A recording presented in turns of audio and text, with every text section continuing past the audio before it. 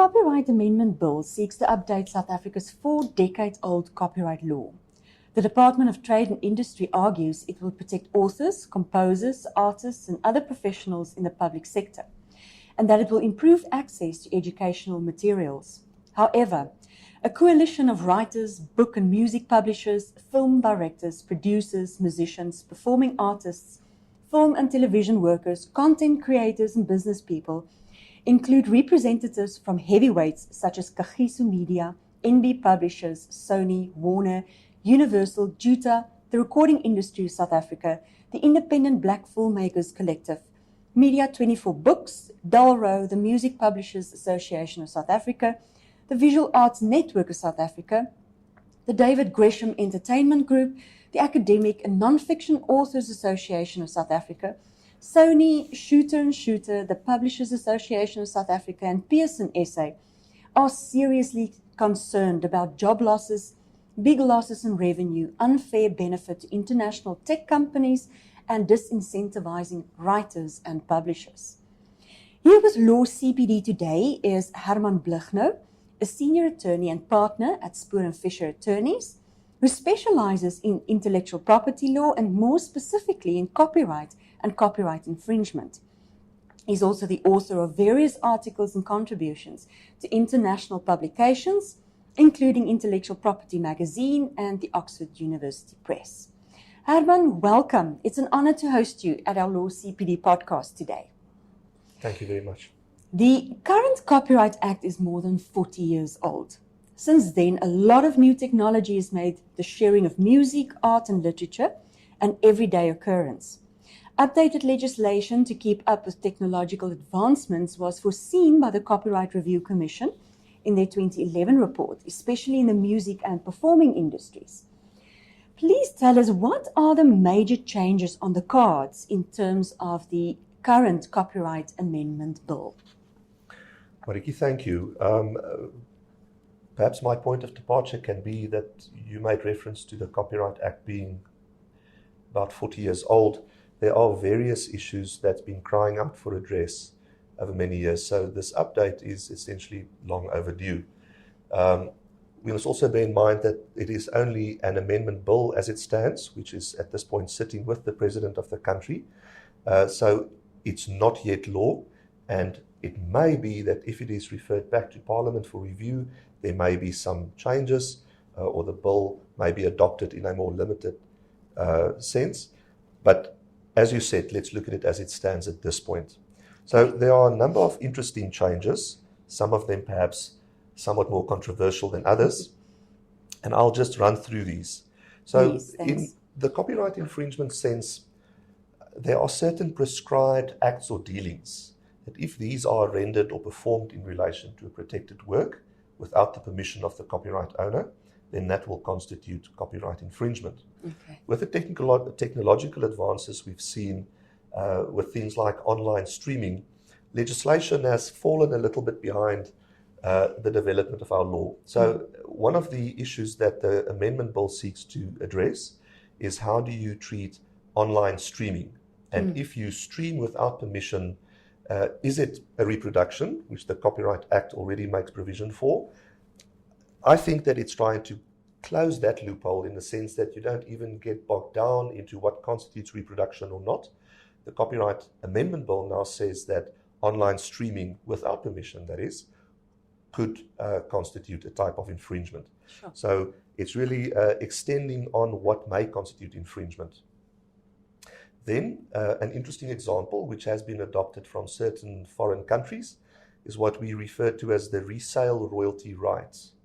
And this is a right, which of course doesn't apply yet, but will when the amendment bill goes through, that will apply in relation to visual artistic works, that when these are resold in the art market, that there will be a portion or a royalty of that purchase price, of that transaction, that the author of the work will become entitled to. So typically when you go to an art gallery and the work is being sold or resold, then I think the intention is that a percentage of that price must find its way down to the author of the work. That's right. So that's the resale royalty right. Most controversially, I think, in our case, is the proposed fair use provisions which Yes. have been introduced and which will effectively replace the current fair dealing provisions. Now, it really is a much broader extension of what we currently have, almost without limitation, and this has been the cause of much concern and headache for people like authors, composers, publishers, and so forth, because it extends now not only to the act of a personal or private use of a protected work, but across board to teaching and education. Of course, something where there's a lot of emotion around. Of course, some of the businesses involved also very wealthy businesses, in the sense that these are private institutions, they are shareholders, and I'll get around to why, how it could affect them shortly. But it's really without ambit a non-exhaustive list of different types of uses that may apply, and where you are then allowed as a consumer to use, even reproduce a protected work without paying royalties to the rights owner. And that is where the controversy sits. Is that with the fair use provisions, the reproduction or copying or use of works, it is foreseen, will be extended dramatically. And whilst the intention was, as you intimated earlier, that the rights of authors and composers are really what is deserving of emphasis here, it is considered that these provisions will really do much harm to them, and that there will be this exploitation of their works without compensation flowing through to them. Sure. Then for the first time, we've seen the introduction of so-called orphan works, something which we have not known before in South African copyright law. And this is essentially where the author of a work is not known or cannot be located. So the work may be available online or in the public domain elsewhere, but what if there are people interested in using this work and they can't find this person for the purposes of getting permission from them to use it? Government says that there will now be a process where you, through the Department of Trade and Industry, apply for licenses to use these orphan works. So there are measures being put in place to ensure that if the author, this orphan, the author of this orphan work someday crawls out of the woodwork or comes from wherever, that there will be a royalty retained for them. And who will be retaining that royalty? Government. Government. So presumably, we are waiting on regulations to be made available to see exactly what are the mechanisms, and how they will deal with this. But presumably there will be some trust accounts in which these type of license fees or royalties will be retained, perhaps for a limited period of time, after which one can only imagine what might happen, might be forfeited to the state or... A little scary, yes. So just coming to a close, there's also peculiar amendments that relate to the assignment of copyright. This is typically where you as the owner of a copyright can transfer or assign that to someone else, whether you sell it to them or you give it to them. All of this is regulated by the Copyright Act. And for the first time ever, the state will limit itself in that the Copyright Amendment Bill prohibits the state from transferring its own copyright to a third party. Whatever the rationale is behind that, I am not sure. In addition to that, assignments, specifically in relation to literary and musical works, will now only have a lifespan of 25 years. Considering that copyright can extend way beyond that, the amendment bill will limit it to 25 years, and we assume at this point the intention is that after that 25 years, the copyright will revert back automatically to the author of the work. I see. Okay. Provision will be made for copyright collecting societies to be accredited. You mentioned earlier the Delrose and the Samrose of the work. Yes. There are specific provisions that will relate to them. There's a copyright tribunal to be established that will provide a mechanism for dispute settlement. And finally, provision is made for copyright protected works specifically to be used by persons with disabilities, such as Braille works. Exactly. Okay. Audio books and stuff like that. Indeed. Okay. So works to be reproduced into Braille and the like. Wonderful. Educational institutions and the local publication and film industries are very concerned about some of these amendments you just mentioned. What, in your opinion, are the foreseeable practical implications for these industries resulting from these changes? So an earlier version of the Copyright Amendment Bill made this assignment of copyrights for a maximum period of 25 years apply to all types of works, Okay. which would have included computer programs, film, and that sort of thing. Talking about film industries, my impression was that their big concern vested in the fact that if they were to shoot or produce films in South Africa, and in as far as there may have been assignments in their favor, that after a period of 25 years, they could have lost those rights in the sense that they could revert back to the initial authors of, for example, scripts and the like. To come back to the fair use provisions, no doubt this is where the biggest concern rests. Yes. Because if a work can now be used in the academic environment, I made reference earlier to teaching and education circumstances that apply and to which the fair use provisions relate. If an academic work can now be reproduced, whether it's chapters thereof, parts thereof, or the work in its entirety, without due compensation to the author, it disincentivizes authors to create books. I think universities may not necessarily be opposed to it. I know there are representatives at some universities that are very much in favor of it, but it's more on the author, composer, publishing side of things, where these protected works can now be used on a broader scale in the teaching and education environment, as I said, copied, to be included as part of course packs, without license fees accruing to the publishers and or authors of these works. Because that's problematic, because I know in the tertiary education sphere, a lot of the lecturers add to their income by publishing, and publications are almost their form of currency. So that's very problematic for them. Absolutely. Right. Speaking about universities, they are enormous creators of academic works, of course, for the reasons you outlined, but at the same time, going a little bit down in the hierarchy, focusing on the student part of things, they are enormous users of protected works. And it is on that side, well, and of course it will apply to the academics that author new works, that the same principles will apply to, but on that mass level of reproduction, on the student level, that is where authors and composers and publishers are most concerned that they will lose out, that they might not get what they're entitled to, and as far as compensation is concerned, and that is worrying. Yes, because that's the primary market, I suppose. Indeed. Yes. Indeed. Okay. Not necessarily the same applies to fictional works like storybooks and the like, where they'll not necessarily be used for teaching or education. It's more for entertainment or recreation or relaxation. And there, I think, the risk is not as much as, of course, works intended for teaching and education.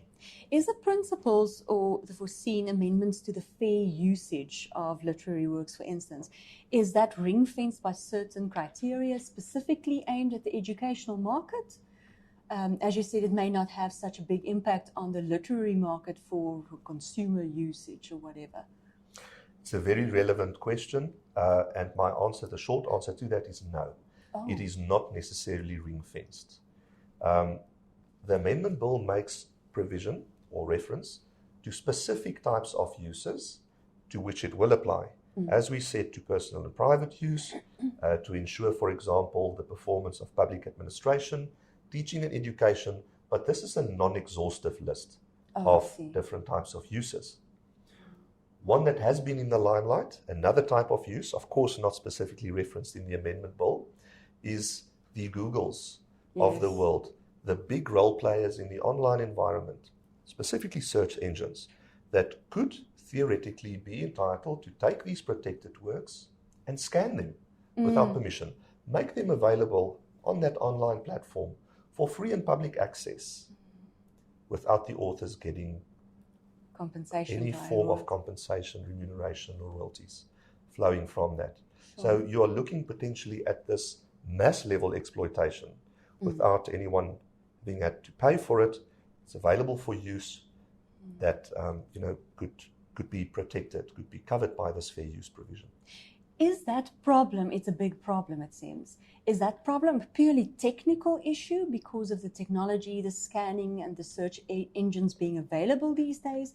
Or is it a question of the regulatory framework is not in place or not correctly written or enforced? Or is there measurements in place that we could prevent these exploitations? It's an extremely difficult issue because on the one side, you enable easy infringement of the work. The result is that the author of that work may not necessarily know in whose hands the work ends up for further infringement. So to take steps against the infringement of your work, the very first step is you must be aware of that act of infringement and then consider, if you are inclined to take action, whether it is viable for you to take action. And considering that this can happen anywhere in the world, you are looking at extremely difficult logistical challenges that you will face in having to conduct cross-border litigation, pay legal fees in foreign currencies. It may be simply not viable for a rights holder like an author to want to take any action or to be able to take any action to prevent that infringement. So to me, it is a drafting issue. I think the provision for fair use is not necessarily wrong. As I said, we already have fair dealing. Yes. But look at it on a more limited scale. It's all, to me, an issue of the drafting of the amendment bill and the structure within which it is framed at this point. So get it a little bit tighter and see how you can exclude, perhaps unintended consequences. Okay.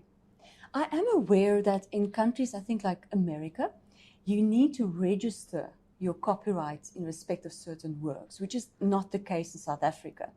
Do you think that will make a difference, bringing in a system like that? Did it work for America, or is it something worthwhile looking into? That is quite correct.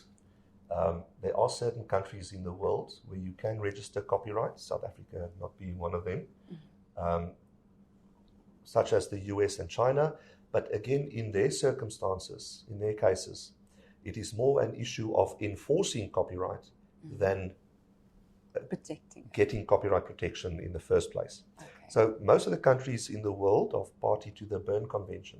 Yes. The Berne Convention is an international treaty that really provides minimum grounds for the protection of copyright throughout all these member states.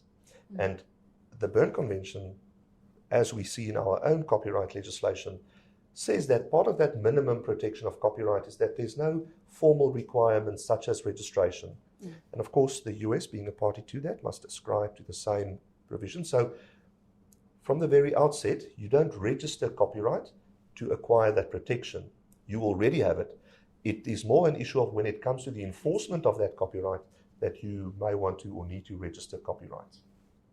We have a similar situation in South Africa where the only work that you can register copyright in is films, referred to in the Act as cinematograph films, where the situation is exactly the same. It is only there as a measure to ease the burden of proof or the onus that rests on a copyright owner's shoulders to enforce its rights. It's not a registration process you undertake to acquire your copyright protection. I see. And I'm very much in favor of that. Of course, there will be logistical challenges, but if there is some mechanism through which you can register copyright, similar to certificates you will get for trademarks you may have registered or patents, and you can show that by virtue of the certificate, you have copyright protection in the work as you may have defined it in your application form, whether it's a literary work, a computer program, an artistic work, and you have rights by virtue of that registration, it will make enforcement much easier than the current situation we sit with, which entails that before you deal with a potential infringement issue, there's a heavy burden and a very technical challenge a copyright owner faces in that he must first prove the subsistence of copyright in his work. in addition to that, that he is in fact the owner of the copyright that vests in that. And only then, after you've crossed these hurdles, do you arrive at the point where you now start to compare the protected work with an alleged infringing work and deal with those considerations. So all of that adds to the costs and the difficulty generally to enforce copyright. It is generally a very technical process. And other than that, it creates legal certainty.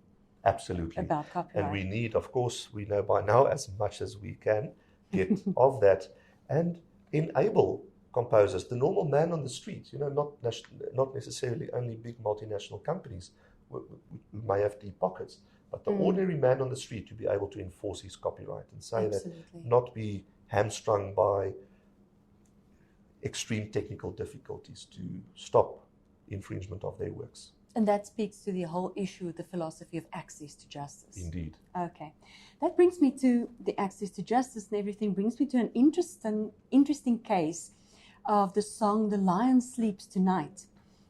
In terms of the amendments incorporating indigenous cultural goods, we now read that the international hit, The Lion Sleeps Tonight, may no longer be played or reproduced without remuneration to the community from which it originated. One of the major criticisms flowing from the 2011 Copyright Review Commission report was that the compliance with legislation, proper management and enforcement of existing regulations. How would a repeat of this be prevented in the context of such indigenous cultural goods? And do you think that the lion may be slumbering forever then? This was an extremely interesting case. Yes. Up until this point in our country, one of a kind. There's been articles written around it, there's been documentaries filmed and broadcast. But the question you posed to me is in fact not entirely accurate, in the sense that The Lion Sleeps Tonight has no bearing at this point on any specific communities. Okay. The case revolved around the specific author of the work, a Zulu gentleman by the name of Solomon Linda, who worked for Gallo many years ago. He came up with what was at that point a song titled as Mbube, which translates to lion. He worked for Gallo and in the employment assigned his copyright to Gallo, and that's how the song found its way out of the country to the US, where certain parties there found the song. They made adaptations thereof in the sense that they put English lyrics in. But the important issue here being that it was later revealed by a journalist that the heirs of Solomon Linda, the author of the song, were living in abject poverty in Soweto, and that on the one side there was a situation where one of the most famous songs in the world was getting much airtime around the globe, earning mega royalties to private authors, publishing companies and so forth, and here we had these people not seeing much, if anything, of what their father initially created. So when the story broke, there was much public interest around it, and that's how the proverbial wheel came into motion. And it was found through research that were conducted, in fact, a former partner of our firm, a gentleman called Dr. Owen Dean, that the law that applied at the time Solomon Linda created his song was the old 1916 Copyright Act, which was the equivalent of the 1910 British copyright law. And that legislation made provision for what we've seen has now resurfaced in our amendment bill, a reversionary interest, where the assignment which he signed over to Gallo many years before was only valid for a period of 25 years. Okay. No one knew of that. Sure. So after that 25 years, the copyright reverted back to his estate. So what happened there was that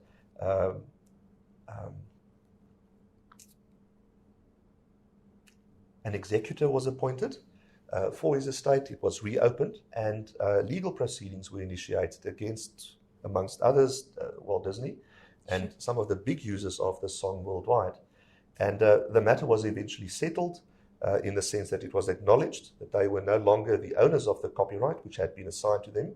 Any use they made thereof was without permission of Linda or his executor, the Yeah. people who now owned the copyright, and through that channel, royalties found its way through to Solomon Linda's heirs. Sure. An important consideration is, I think, that earlier in this decade, it was either 2012 or 15, the copyright in the song expired, because copyright only vests for a specific period of time. It's 50 years after 50 author's years, death. that's correct. Yes. In this case, after the year in which Solomon Linda died. Okay. Which then had the effect that copyright in the song expired and the song became public domain work. Okay. So there are no longer any claims of copyright or royalties that can be claimed from this song, because when copyright expires in a work, really it goes into the public domain and it can then be used, exploited, in many different ways freely. Oh, wow. Okay, thank you for that. Please explain to me, or tell us a bit more about indigenous cultural goods as it is contemplated in the Copyright Amendment Bill, and specifically royalties that must find its way back to the communities. Because for me, it seems like it may be difficult to define who falls within or without a certain community, and how would that be managed? How would that practically be implemented? So the Copyright Amendment Bill does not have any provisions on indigenous cultural goods or traditional works. There have been previous attempts in South Africa to legislate the issue around cultural works or traditional knowledge. It's also referred to. The Department of Department of Science and Technology, at some point took a stab at preparing legislation around that issue. It went through a long period of public participation and comments and criticism. There was then, through, I believe, the Department of Trade and Industry, another bill prepared on the issue to make provision for cultural knowledge, or as I said, traditional works, which is really the one I think that has received more favor, in the sense that it's not been as heavily criticized as the previous instrument prepared by or on behalf of DST. I must add that has also not yet come into force. Oh, okay. So it's not something we need to worry about now, in the No, immediate future. The bill that was previously prepared, that gets a little bit of favor or received favor, provides that the Copyright Act must be amended to make provision for an additional type of work referred to as traditional works. But there are still regulations that need to be drafted. There's been silence around that issue for years now already, and I don't know if it's going anywhere. Okay, thank you. So no worries from the moment. Okay. Yeah. Okay, considering all these amendments and all the scary things you talked about, do you think that there may be an exodus of creatives, such as academics, researchers, writers, publicists, to countries where they can make a living applying their skills and exercising their chosen professions? Where there almost be a reverse of creating somewhere else and then reselling it back to South Africa, or is that a pipe dream at the moment? You talk about an exodus, which may or may not be. Another issue that arises with the potential uncertainty around fair use is whether these people decide to go or not. It may seriously disincentivize them. So they may stay exactly where they are, but simply not create anything, which they otherwise would have. They may well create it, but for different jurisdictions, for different markets, where they do foresee that their efforts will be compensated and remunerated. In the sense that, why would you write a book on South African law, which you know you will not receive much, if anything, by way of due remuneration, when you can write, for example, on the law of Botswana or Swaziland or Namibia, whatever country, and there the same principles, challenges will not apply. So exodus, it remains to be seen. I don't know if people will take such drastic measures as that. Of course, another consequence may be that foreigners may decide not to come to South Africa to do business here in that creative environment, not to produce films, not to present stage shows and the like. So there are many different scenarios, some of which may not even have been contemplated yet. Yes. Yeah, that may suffer greatly. Okay. In the 2011 report by the Copyright Review Commission, they made deliberate recommendations that civil actions be considered in instances where royalties have not been paid as agreed upon or where artists were clearly entitled on it. This was specifically in the context of collection entities. Litigation in the medical malpractice area, as we all know, is dramatically increasing. What does the litigation landscape in copyright in South Africa looks like? So there are no additional measures provided to copyright owners to enforce copyrights. The jurisdiction for copyright infringement matters and copyright disputes generally lies to the South African High Court, where the normal processes and procedures apply in terms of the uniform rules of court. I intimated earlier to the challenges faced by rights owners in enforcing it, in that it is a long process. It is proving that you have rights to start with, proving that you are in fact the owner of that, then only arriving at the issues of considerations around copyright infringement. The Copyright Act then also makes provision for certain types of statutory defenses to a claim of copyright infringement, which may or may not apply in any of these scenarios. But considering all of that, it is an extremely expensive process generally. It is a taxing process for everyone involved. The litigant must be involved to the greatest detail, because copyright cases generally revolve around the specific facts, and this is, of course, an issue that applies across board to law in general, but never more so than in the case of copyright, because the smallest of nuances in a specific factual scenario can have a great bearing on the way a case is presented to court or the eventual outcome thereof. Okay, and you said that a copyright tribunal has not yet been brought into existence, but it's in the pipeline. Is there any other measures artists or creatives can follow to protect their work, contractual-wise or anything to that extent? Again, I think contractually, yes, it is prudent to make sure from the outset that whatever the parties' intention is captured in a written instrument, even if only for the sake of certainty. There may be specific terms on which parties want to contract outside what the Copyright Act says the default situation is. So if I approach you to write a computer program for me, the factual scenario being that if I don't exercise control over you writing the program, you as the programmer will have copyright protection, despite the fact that I paid for it, then, and your intention was at all material times that you, because you paid, wanted to be the owner of the copyright in that program, then that must be agreed on, ideally so from the outset, before any money changes hands. Failing which, you may be disillusioned down the line. So yes, contractually, it's always prudent to make sure that whatever the intention is in fact recorded. But apart from that, we've seen that where you have a typical David versus Goliath case, going to mainstream media, where there might be reputational risk for the Goliath of the world, that attitudes might change. But apart from that, from a strict enforcement route, really our courts at this point is the only manner in which that can be achieved. Sure. Until such time as the Copyright Tribunal comes in. But I foresee that the same difficulties will probably extend to the tribunal, in the sense that it will be a difficult process. There will be costs, probably substantial costs involved in trying to get that outcome. So whether it will really make a big difference in the man on the street's life remains to be seen. Okay, thank you very much. In conclusion, Spur & Fisher is a large intellectual property firm, and as I said before, you specialize, amongst other things, in copyright and copyright infringement. Can you please give us a summary of the copyright services specifically that Spur & Fisher provides, and where listeners can contact you? So Spur & Fisher is specifically an intellectual property law firm.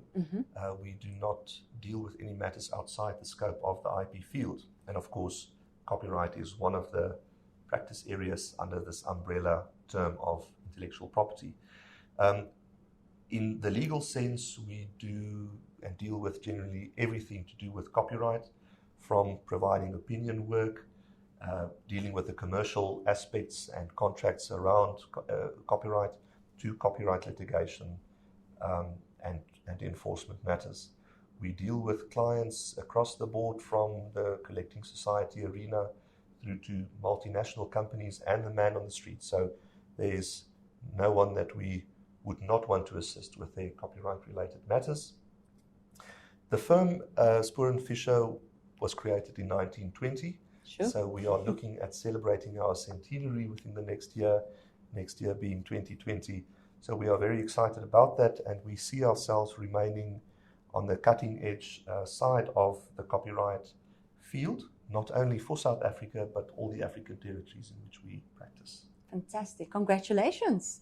It's quite an achievement. It was wonderful to speaking to you about this, and good luck in the future for the next 100 years. Thank you, Mariki.